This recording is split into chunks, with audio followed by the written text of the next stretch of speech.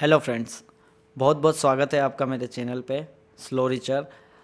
जैसा कि आप जानते हैं मैं टाइमिंग सेटअप पे वर्क करता हूँ एंड ज़्यादातर मैं टाइमिंग सेटअप को ही यूज़ करता हूँ, लेकिन ऐसे कुछ बेसिक टेक्निकल्स भी हमें पता होने चाहिए जिससे चार्ट पर हम चीज़ों को क्लियर आउट रीड कर पाएँ, कैंडल स्टिक हम रीड कर पाएँ। तो आज है हमारे पास स्टॉक आईआरसीटीसी स्टॉक में हम कुछ रिवर्सल पैटर्न देखने को मिल रहे हैं, तो हम उस पर डिस्कस करेंगे। तो स्टार्ट करते हैं आज की रिसर्च। आपके सामने है ये आईआरसीटीसी का चार्ट। अब जब आप देखेंगे कि हम आईआरसीटीसी की बात करें तो आईआरसीटीसी 1142 रुपये के रेट से अभी जो बॉटम मारा है वो है 784 रुपये का, 784 का। इस पूरे ट्रेंड के दौरान इस ट्रेंड लाइन पे वर्क हुआ है आईआरसीटीसी पे, एंड इस पूरी ट्रेंड लाइन पे आप देखेंगे कि इसी ट्रेंड लाइन पे ट्रेंड कंटिन्यू हुआ है। एंड इस पूरे ट्रेंड की हम रिट्रेसमेंट जब लगाते हैं तो हमें पता चलता है कि ये 61 पे वर्क कर रहा है। 61 की रिट्रेसमेंट बहुत इंपॉर्टेंट जोन होती है। यहीं पे देखा गया है कि एक पुराना रेजिस्टेंस जो 2022 का वहाँ पे दिख रहा है, तो हम यहाँ पे एक लाइन ड्रॉ कर देते हैं। लाइन ड्रॉ की हमने, रिट्रेसमेंट हटा देते हैं। अब हमें ये पता चल गया तो रिट्रेसमेंट हटा देते हैं। अब आप देखेंगे कि इस ट्रेंड लाइन पे हुआ है, ऐसा क्या हुआ है कि यहाँ से हम इसमें एक बाइंग अपॉर्चुनिटी देख सकते हैं।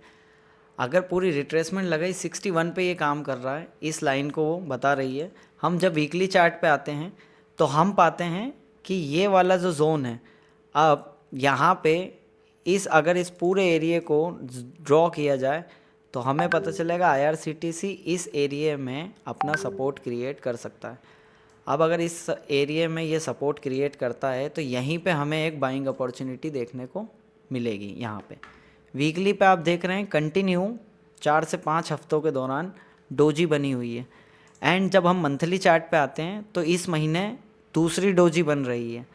अगर मान लेते हैं कि यहाँ से जो भी हम बाइंग प्लान कर रहे हैं उसका टारगेट में ये मंथली चार्ट हमारी मदद करेगा।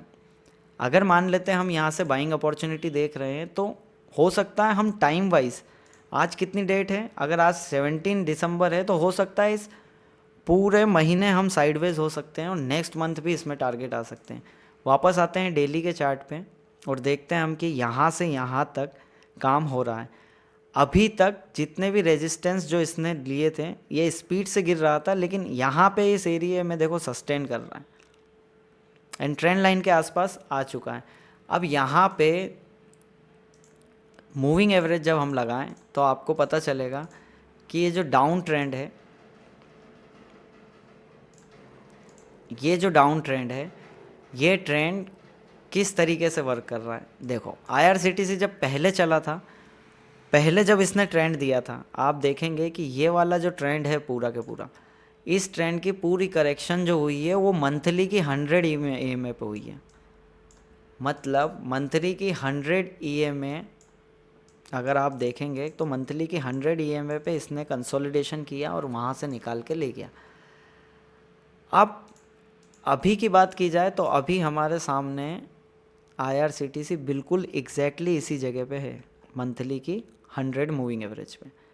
क्या ये यहाँ से इस जो गिरावट है इसका एक बाउंस क्रिएट करेगा या यहाँ से इस ट्रेंड को कंटिन्यू करेगा, इस पे केस स्टडी बनाई जा रही है। अब डेली पे आप वापस आते हैं। अब मैं आता हूँ 1 घंटे के चार्ट पे। 1 घंटे के चार्ट पे यहाँ पे अब ये जो चीज़ है ये नेचर वाइज है कि स्टॉक अपने टूल्स को कैसे आपको यूज़ करना है। अब मान लेते हैं ये यहाँ से जो चार्ट गिर रहा है, आप हमेशा देखोगे 1 घंटे की 200 को बार बार टच करके ये नीचे गिर रहा है। ये देखिए हर बार 1 घंटे की 200 के ऊपर नहीं जा पाया और हर बार 1 घंटे की 200 को ये काट वहाँ पे रिजेक्शन ले रहा है और नीचे की तरफ आ रहा है। अब अभी रिसेंटली हम देखें, अगर अभी हम रिसेंटली चार्ट को देखें तो अब 1 घंटे की मूविंग एवरेज के ये रिजेक्शन अभी लिया नहीं है, 1 घंटे की मूविंग एवरेज पे सस्टेन हो रहा है। तो काफ़ी हद तक चांसेस है कि यहाँ से अगर ये इसने आईआरसीटीसी ने अगर यहाँ से अपना एक एरिया, जहाँ पे मैं अब ये सारी चीज़ें मैं हटा देता हूँ, हमें समझ आ चुका है अब यहाँ से अगर मैं ये एरिया काउंट करूँ 860 का, जो कि 1 घंटे के चार्ट पर ये वाले रेजिस्टेंस और ये वाला सपोर्ट, इन दोनों का इंटरचेंज हमें देखने को मिल रहा है। तो ये यहाँ पे अगर ये एरिया अब स्पीड से कट जाता है, अगर ये एरिया यहाँ से स्पीड से कट जाता है तो हमें इसमें अच्छे टारगेट देखने को अपसाइड मिल सकते हैं। इसके अलावा अगर ये नीचे जाता है तो भी डाउन साइड भी टारगेट बहुत स्पीड से आएंगे, लेकिन प्रोबेबिलिटी ज़्यादा अपसाइड की है। तो यहाँ पे 1 घंटे का आप चार्ट देख रहे हैं। अब 1 घंटे के चार्ट पर अगर यहाँ से ये क्रॉस करता है तो सबसे पहला स्टॉप लॉस हमारा यहाँ बनता है। देन हम इस पूरे एरिया को भी नोटिस कर सकते हैं, क्योंकि टारगेट भी उसके अकॉर्डिंग ही बढ़े हैं। अगर ये पूरे एरिया में 60-70% का भी लॉस, 60-70 पॉइंट का हमारा स्टॉप लॉस बन रहा है।